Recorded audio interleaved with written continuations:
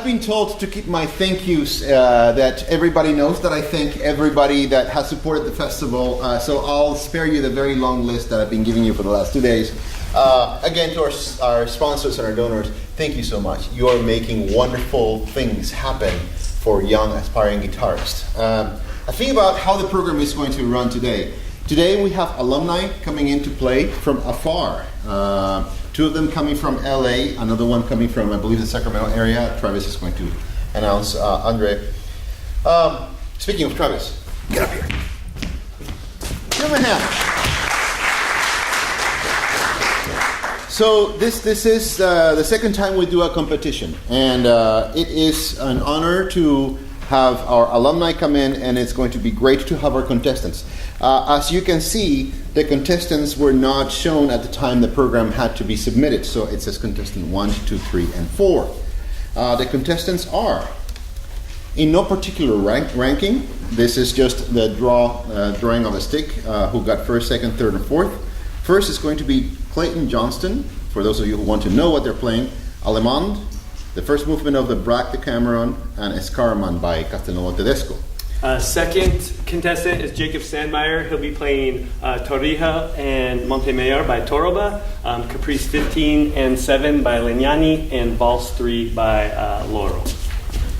The third contestant is Scott Nelson, playing Prelude number 3 by Eito Villalobos, and 2 movements, the first 2 movements of the Black Decameron by Leo Brouwer. And then Daniel Ruiz will play the first movement of La Catedral and the Elogio de la Danza by Leo Brouwer. Excellent.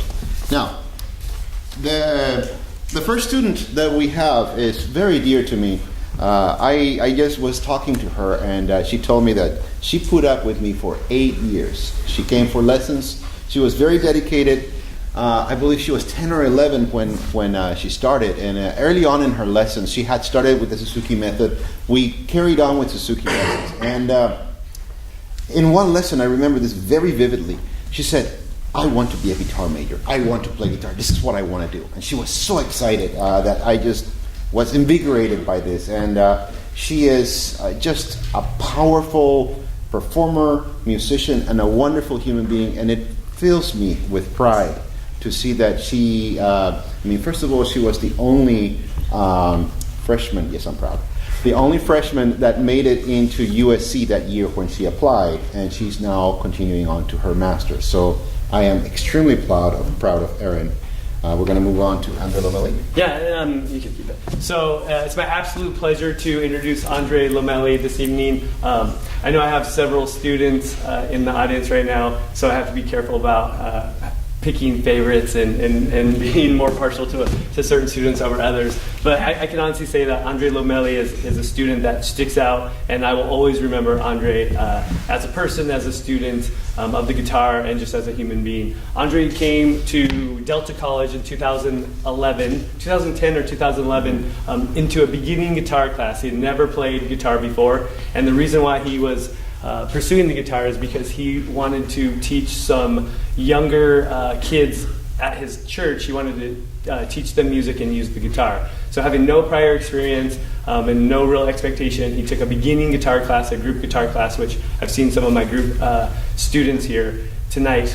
And 6 years later, he finished his master's degree with Richard Savino at CSU. So from 0 to 100 in a very brief time. It just speaks to his work ethic, his motivation, his joy of making music, of sharing music.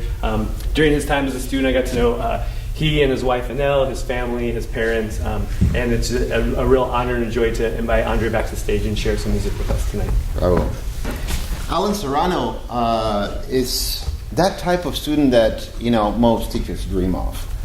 He was full of questions, and whenever I would assign something, he would come with what I had assigned, and with 3 or 4 other pieces, and with a plethora of questions. And of course, oftentimes now, of course, we're dealing with half-hour lessons. Back when he was in school, they got hour lessons. An hour was not enough to answer all of his questions, and I knew that he was going to come with more questions, and that intellectual stimulation was just in both directions, from teacher to student to teacher, a phenomenal experience.